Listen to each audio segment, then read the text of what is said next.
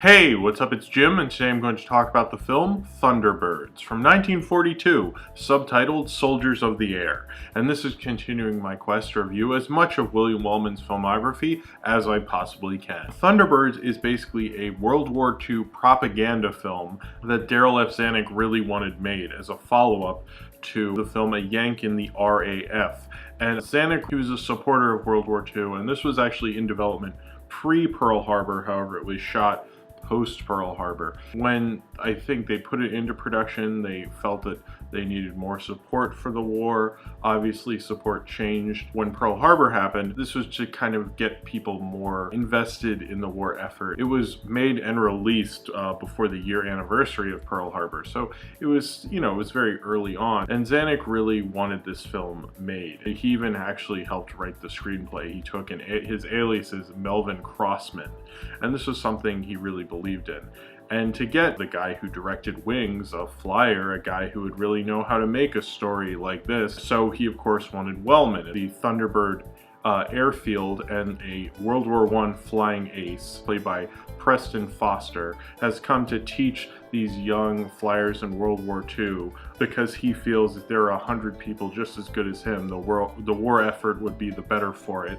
And then he meets a young man played by John Sutton, and a young British man named Peter Stackhouse, and he was friends with Stackhouse's father, who, actually, a little bit of trivia, when he shows Stackhouse later a picture of his father, and the picture of his father is actually Wellman. So he's training this kid who has vertigo to try to be a flyer so he can live up to his dad and live up to his brother, who were both killed in combat, and keep on the family's name in flying. But at the same time, his student is falling in love with his girlfriend, played by Gene Tierney, who looks ever so gorgeous, as she always did as a movie star. So Preston Foster has to kind of help this kid become a flyer while at the same time lose his girlfriend to him. This is an odd fit for Wellman because Wellman's not really someone you'd think who would be like really into propaganda. He's a natural fit because he was a flyer in World War I, and he definitely knows how to shoot some pretty amazing flying sequences. He can even shoot good flying sequences with models, which was evident in Central Airport.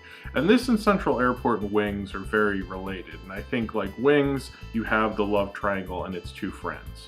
And I think that works in the most purest sense. Then in Central Airport, you have two brothers in a love triangle, and that works a lot less. But it still works a lot better than this movie, where you have a student and a teacher in a love triangle. Wings, you're like, okay, I mean, that's pretty natural, that's very relatable, you're making this very real, this very epic story very real. And Central Airport, it's a little more melodramatic. And then when you get to Thunderbirds, it's like beyond melodramatic, it's like super silly. Maybe Zanuck shouldn't have written something like this. He wrote it with Lamar Trotti. This is like pushing this concept, this idea, this love triangle idea that Wellman's had throughout his films. When you get to this point, it's just really not as interesting and kind of boring. And I think this film, technically is a very beautiful film, and it's shot in Technicolor, and the print I saw of it was elegantly restored. It was better restored than this film ever probably should be, because it's not that remarkable of a movie. The Technicolor in this looks really beautiful and awe-inspiring, and I'm assuming because it was kind of a propaganda film, they had an unlimited budget. It seems like Wellman, on the technical side, had a lot of fun with it.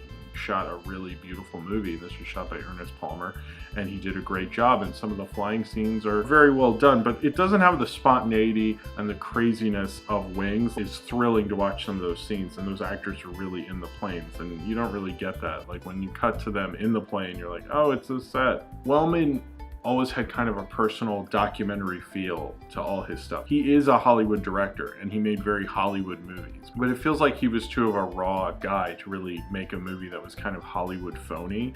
And this is definitely a Hollywood phony kind of version of one of his own movies. Now, if I thought Wellman was doing kind of an ironic joke or something, maybe this film would be a little more interesting, but he's not. And supposedly he made this because Zanuck would give him full financial funding for the Oxbow incident, and apparently Wellman shot that directly after making this. So it seems like Wellman basically did what even Soderbergh does today, and a lot of directors do, where they're like, you want me to do this big movie, can I do this movie that I have a lot of passion for? And that was kind of like what he liked about going to certain studios, was like, okay, I will be the assignment director for you, but at a certain point, I want to make this.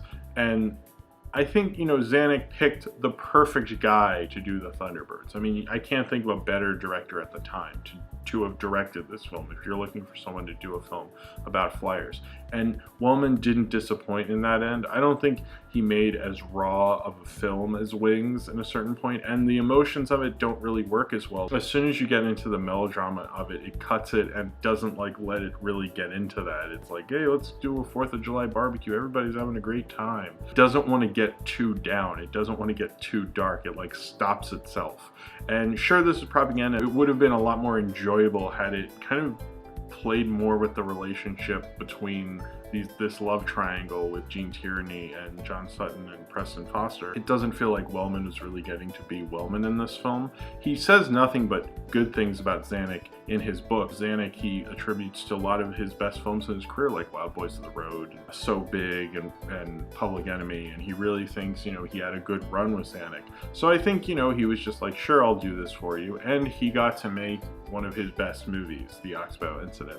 So in a lot of ways, I'm glad this happened, but as an actual movie and as a whole piece, I don't really like this movie. I found it kind of stupid and silly, and I prefer Central Airport to it. If you're watching World War II propaganda, I guess, but there's a lot of better World War II propaganda than this. I think he made technically a much better film than this film, and this plot and the story really deserve. Everything about this is just a big, phony Hollywood movie, in the sense that it just doesn't connect with you. It just washes over you in its kind of fakeness and its bad storytelling. I expect more from Wellman, but to take kind of an artistic fall so you can have an artistic leap later is definitely, I think, okay. And it's kind of like, I guess, in my mind, I'm kind of giving Wellman a pass for this one. It's a neutered, phony Hollywood Wellman, and that's not why I like William Wellman. So if you have seen Thunderbirds and you would like to talk about it, then comment below in the comments and subscribe if you would like to. The next review in my William Wellman series will be Beau Geste. That will be hopefully next week, sometime during the week, and I hope to see you then, and thank you for watching. As soon as you get into kind of the melodrama of it, it cuts